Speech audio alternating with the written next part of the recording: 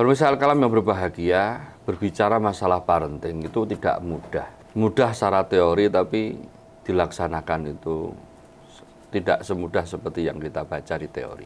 Artinya apa? Kalau kita pengen menjadi orang tua yang didengarkan oleh anak-anak kita, cukupi kebutuhan mereka.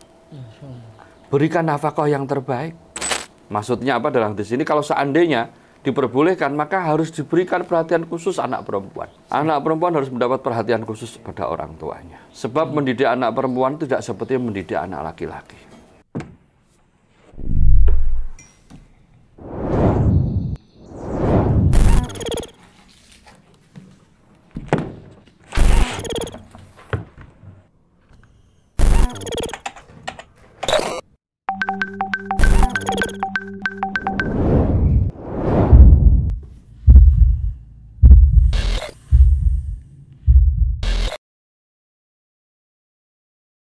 Bismillahirrahmanirrahim. Assalamualaikum warahmatullahi wabarakatuh. Assalamualaikum warahmatullahi wabarakatuh. Alhamdulillah, wassalatu wassalamu rasulillah ma ba'd. Baik, pemirsa Al-Kalam dimanapun kalian semua berada, yang semoga selalu dalam naungan Allah SWT. Tasikit, Masya Allah, kafal hal Ustaz? Alhamdulillah, Alhamdulillah. Masya Allah, sabahal khair. Sobahun nur. Tapi Ustaz, ini banyak sekali Ustaz pertanyaan yang masuk ke redaksi Al-Kalam nih Ustaz. Ini ada satu pertanyaan yang menurut saya ini butuh tanggapan, Zat. Assalamualaikum, Zat. Ini nih, gimana nih caranya nasehatin anak cewek sudah 20 tahunan yang sering pulang malam. Ini kan fenomena zaman anak sekarang nih, Zat. Kayak gini gimana, Zat? Zat? Baik, bismillah, alhamdulillah, salatu wassalamu rasulullah ba'du. Terima kasih atas partisipasi pemirsa Al-Kalam di dalam melayangkan pertanyaan ke redaksi. Pertanyaannya, bagaimana menasihati anak perempuan yang sering pulang malam? Pemirsa Al-Kalam yang berbahagia, berbicara masalah parenting itu tidak mudah. Mudah secara teori, tapi dilaksanakan itu tidak semudah seperti yang kita baca di teori. Kalau seandainya bukan pertolongan Allah, kita nggak punya kemampuan untuk mendidik anak-anak kita. Tapi jelas Al-Quran dan Sunnah memberikan taujihat kepada para orang tua. Masya Allah. Ya, memberikan memberikan nasihat untuk bagaimana kita menjadi orang tua yang baik atas anak-anak kita. Misalnya wa ala mauludillahu rizquhunna wa kiswatuhunna bil ma'ruf. Dan atas seorang ayah wajib baginya memberikan rezeki atas rezeki anak dan istrinya. Artinya apa? Kalau kita pengen menjadi orang tua yang didengarkan oleh anak-anak kita, cukupi kebutuhan mereka. Berikan nafkah yang terbaik. Berikan pendidikan yang terbaik. Karena ada nafkah, ada rezeki, maka kita akan berikan terbaik buat anak-anak kita. Ya, ini adalah satu proses, satu sebab yang bisa kita tempuh. Menjadi bapak yang baik yang memberikan kecukupan nafkah kepada anak-anak. Fa insya Allah, kalau kita mencukupi kebutuhan mereka, mereka akan menghormati kita. Ini bagian dari sebab yang kita ambil ya. Yang kedua, misalnya, kata Rasul, lau fadoltu alal auladi lau jaza an ufaddilu baina auladi la fadoltu mura'atan ala rajuli. Au kama qala sallallahu. Kalau seandainya aku boleh memilah-milih anak, boleh mengunggulkan satu dengan yang lain anak-anakku, maka niscaya aku akan utamakan anak perempuan daripada anak laki-laki. Masya Allah. Tapi karena nggak boleh bersikap adil, orang tua harus bersikap adil pada anak perempuan, anak-anaknya. Maksudnya apa dalam di sini? Kalau seandainya diperbolehkan, maka harus diberikan perhatian khusus anak perempuan. Anak perempuan harus mendapat perhatian khusus pada orang tuanya. Sebab mendidik anak perempuan tidak seperti mendidik anak laki-laki. Ya. Masya Allah. Dan ini maaf, kalau ada anak perempuan, ini maaf kata.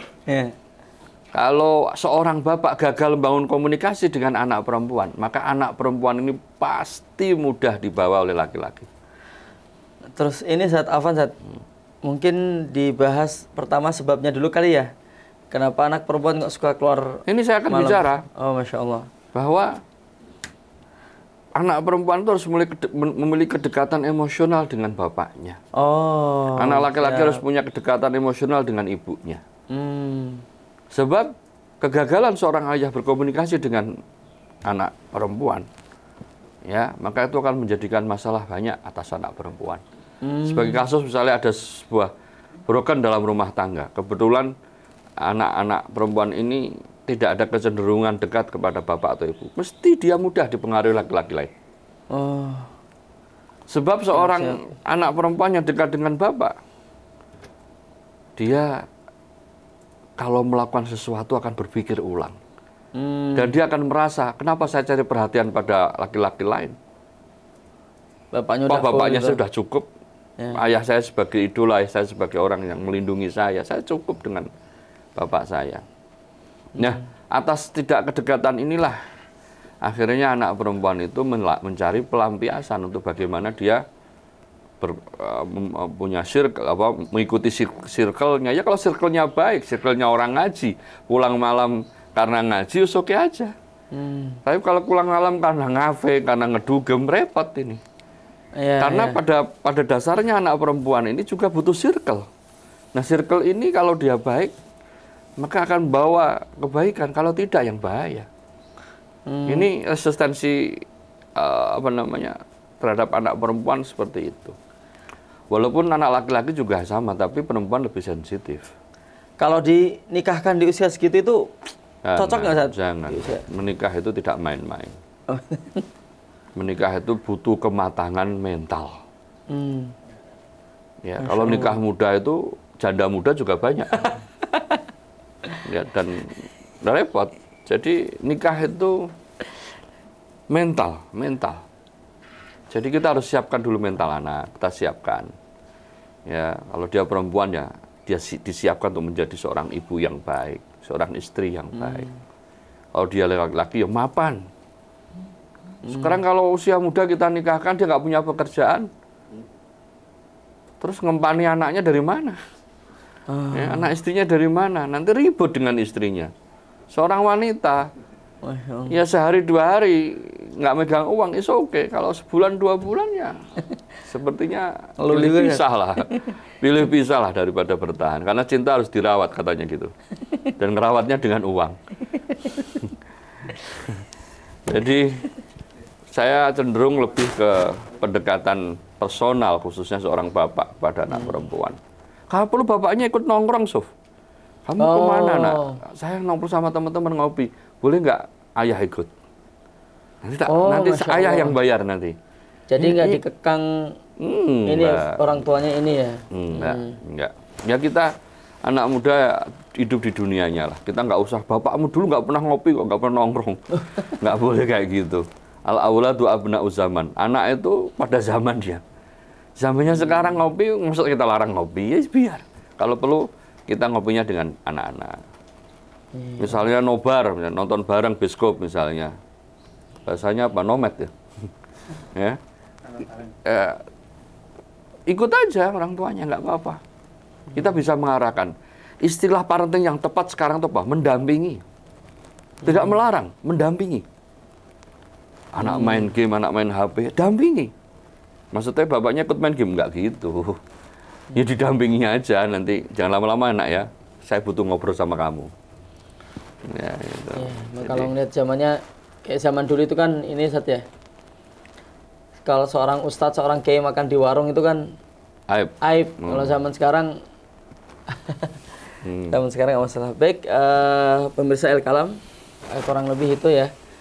Jadi sekali lagi bukan pengekangan yang disampaikan oleh Ustaz Zikir tadi itu, tapi pendampingan sehingga semua kontrol masih ada di orang tua. Itu pertama. Kedua, yang sangat penting adalah bagi para ayah sana yang punya anak gadis, begitu anak perempuan, itu Mbok Yao menyempatkan waktu, jangan hanya ngejar materi untuk ngurusin perutnya aja, tapi ruh anaknya juga, bangun kedekatan.